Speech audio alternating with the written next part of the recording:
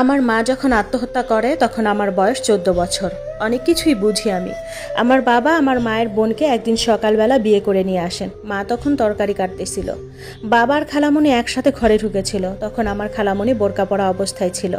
আমার মা খালামণিকে জিজ্ঞেস করেছিল, কি রে তুই আমার বাসায় কেন? তখন বাবা বলে, হিতি রাইসকে আমি বিয়ে করছি, এজন্য সোহাগী আমার ঘরে আইছে। আম্মা বলে, মানে কি তুমি ওরে বিয়ে করছো?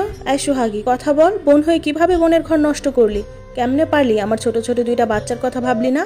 আমার খালা তখন চুপচাপ দাঁড়িয়ে আছে। আমার মা কান্না করে চিৎকার করে আশেপাশের বাড়ির মানুষদের ডাকে আর দা হাতে নিয়ে বাবাকে বলে, কত জ্বালিয়েছিস, তারপরেও তোর সংসারে ছিলাম, শেষ পর্যন্ত তুই আমার সাথে এমন বেইমানি করলি? আর সোহাগী, তুই আমার বোন হয়ে আমার সাথে এমন করার মানেটা কি? আমার খালা চুপচাপ ছিল। মনে হয় তিনি এসবের জন্য একদম তৈরি হয়ে এসেছেন। আশেপাশের বাড়ির মানুষগুলো ছিছি করতে লাগলো। আমার বাবা ধমকিয়ে সবাইকে চলে যেতে বলল। তারপর বাবা একটা রুমে আমার খালাকে নিয়ে গিয়ে দরজা বন্ধ করে দিল। আমার মা যেন বিষয়টা হজম করতে পারলো না। আমার মা আমাকে বলল তাড়াতাড়ি নানার বাড়িতে যেতে আর নানিকে ডেকে নিয়ে আসতে। আমি নানির বাড়িতে খালি পায়ে বিলের মধ্যে দৌড়ে দৌড়ে যাই। আমার নানু বুড়ো মানুষ, খুব অসুস্থ ছিল। তার মধ্যে আমার একটাই মামা প্রতিবন্ধী ছিল। নানু কোনো রকম আমার সাথে মামাকে বাড়িতে রেখে আসে। এসে দেখে এই অবস্থা। নানি কি করবে বুঝতে পারে না।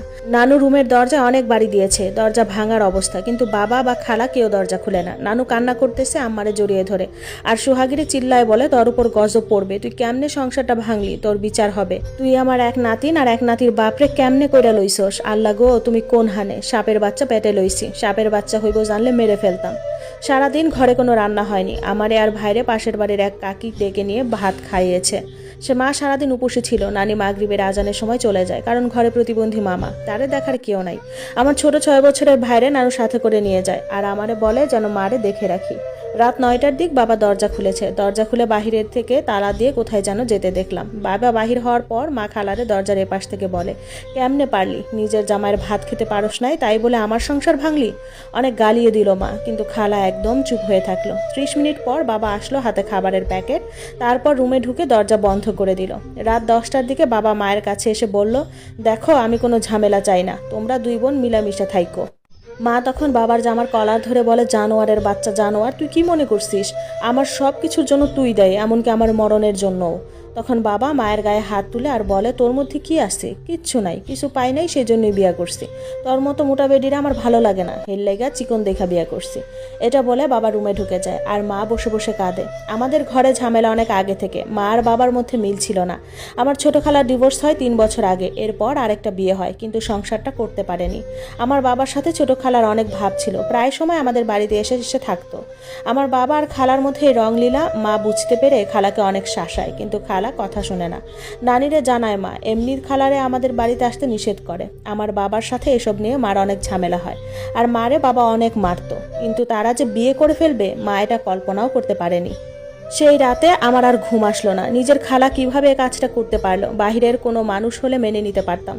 ফজরের আজানের আগে একটু ঘুম আসলো, আমি ঘুমিয়ে গেলাম। ঘুম ভাঙলো আমার সকাল ৮টা বাজে। দেখলাম মা পাশে নাই। আমি ঘুম থেকে উঠে বাথরুমে গেলাম। বাথরুম থেকে এসে পাশের রুমের দিকে গেলাম, দেখলাম দরজা বন্ধ, জানালা খোলা ছিল। হঠাৎ জানালার দিকে চোখে যেতেই দেখলাম মা ঝুলে আছে। হায় আল্লাহ! আমি চিৎকার করে মা বলে উঠলাম। পাশের বাড়ির মানুষদের ডেকে আনলাম, তারা সবাই এসে দরজা ভাঙতে লাগলো। বাবা রুম থেকে বের হয়, তখন পাশের বাড়ির কয়েকটা চাচা মিলে বাবাকে মার দেয়। আর আমি গিয়ে আমার খালার চুল ধরে গালি দিয়ে বলি, দেখ দেখ আমার মা মরি গেছে, এখন শান্তি হইছস? মার লাশ নামানো হয়। নানি আসে, সাথে আমার প্রতিবন্ধী মামাও। আমি তো কাঁদতে কাঁদতে আকাশ বাতাস সব এক করে ফেলছি। এর মধ্যে বাবা মায়ের টাইর খেয়ে খালাকে নিয়ে পিছনের দরজা দিয়ে চুপি চুপি পালিয়ে গেল। পুলিশ আসলো, ময়না তদন্তের জন্য মায়ের লাশ নিয়ে গেল। বিকেলে মায়ের লাশ দিয়ে গেল। আমার মায়ের জানাজা হলো। জঙ্গলের এক পাশে মায়ের কবর দেওয়া হলো। সেই করুণ ভয়ঙ্কর দিনের কথা কখনো ভুলবো না। সবাই আমাদের দেখতে এলো, আমাদের জন্য অনেক আফসোস করলো। সে রাতে অনেক আত্মীয় স্বজন সহ নানু মামা আমাদের সাথে ছিল। সবাই বুঝালো মন শক্ত করার জন্য। বাবা নামক পশুটার কোনো খোঁজ খবর পেলাম না। আমার মায়ের এমন এক স্বামী ছিল, আমার মায়ের মৃত্যুর পর একটু কবরও জুটল না। নানু আর আমি বাবার বিরুদ্ধে বাদী হয়ে মামলা করলাম। 1 মাসের মতো নানুর বাড়িতে থাকলাম। কারণ স্কুল আছে আমাদের 2 ভাই বোনের, সেজন্য চলে গেলাম আবার বাবার বাড়ি। নানু যেতে পারলো না, কিন্তু নানুর এক বিধবা বোনকে আমাদের সাথে থাকতে দিল। ওনার কেউ ছিল না, সম্পর্কে আমার নানুর চাচাতো বোন লাগে। উনি সহ আমাদের বাড়িতে থাকতে লাগলাম। মা যে রুমে মারা গিয়েছিল সে রুমে ঢুকতে পারতাম না, ঢুকলে আমার কাছে কেমন যেন লাগতো, তাই দরজা বন্ধ করে দিয়েছিলাম। বাবার কিছু কৃষি জমি ছিল, ওগুলো বগা দিয়ে পুকুরের মাছ বিক্রি করে আর সুপারি হাঁস মুরগি, মায়ের একটা গাভী ছিল, ওগুলোর দুধ বিক্রি করে কোনো রকম চলতাম। 2টা বছর এভাবে কেটে গেল। আমি এসএসসি পরীক্ষা দিব তার 1 মাস আগে বাবা তার বউ সহ আর কোলে একটা বাচ্চা নিয়ে বাড়ি আসলেন। আমি স্কুলে ছিলাম। ঘরে গিয়ে দেখি উনি আর ওনার বউ বাচ্চা একটা রুমে বসে আছে। আমি কিছু বললাম না, চুপচাপ রইলাম। আমি আমার ভাইকে দিয়ে নানুর বাড়িতে খবর পাঠাই, আর নানু আসার পর আমি নিজে থানায় গিয়ে বলি আসামি এখন আমাদের ঘরে আসছে। আমি বাড়ি আসার কিছু সময় পর পুলিশ আসে আর বাবাকে ধরে নিয়ে যায়। আমার বাবার বউ আমার নানুর পায়ে ধরে মাফ চায় আর বলে যা হওয়ার হয়েছে ওনাকে যেন ছেড়ে দেয়, মামলা যেন উঠিয়ে নেই। কিন্তু আমি মোটেও রাজি হলাম না।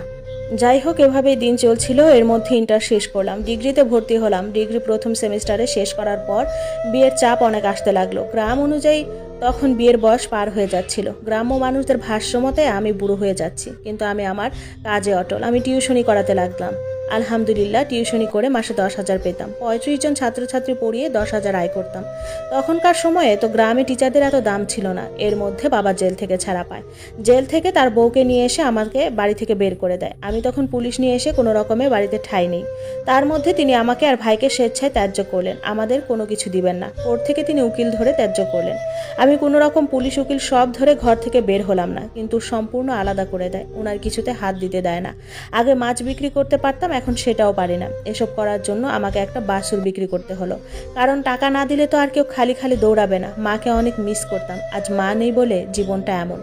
এর মধ্যে বাবা আমার নামে পুরো গ্রামে বদনামি করত, সোহাগীও বদনামি করত। আমি নাকি পরপুরুষ নিয়ে আসি বাসায়, কলেজের নাম করে নাকি হোটেলে যাই, আর যত সব আজে বাজে কথা বলতো। আমি শুনে যেতাম, কারণ ভাইয়ের এসএসসি আর আমার ডিগ্রি শেষ হওয়ার অপেক্ষায় ছিলাম।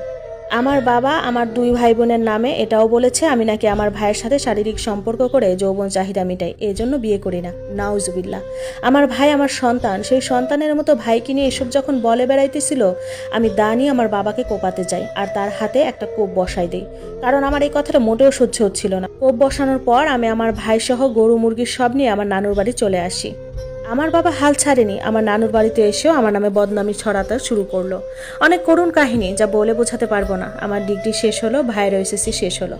আমরা নানুর বাড়ি 3টা বছর কষ্ট করে কাটিয়ে শহরে চলে এলাম ভাড়া বাসায়। আমি একটা ডায়াগনস্টিক সেন্টারে চাকরি নিলাম। শহরে 2টা বছর এভাবে গেল। ভাইয়ের ইন্টার শেষ হওয়ার পর ভাই একটা ডিবি লটারি পেল আমেরিকা যাওয়ার। আমি যেতে দিতে চাইলাম না। ভাই তবুও জোরাজোরি করে চলে গেল। মায়ের গহনা বিক্রি করে গরুর টাকা আর জমানোর টাকা সহ 20,000 টাকা ধার করে নিয়ে দিলাম। আমার ভাই আমেরিকায় চলে গেল। ভাই যেদিন যায় আমার বুক ফেটে এত কান্না আসে, আমার মা মারা যাওয়ার পরেও এত কাঁদি নাই। ভাই আমেরিকা যাওয়ার পর আর পিছনে ফিরে তাকাতে হয়নি।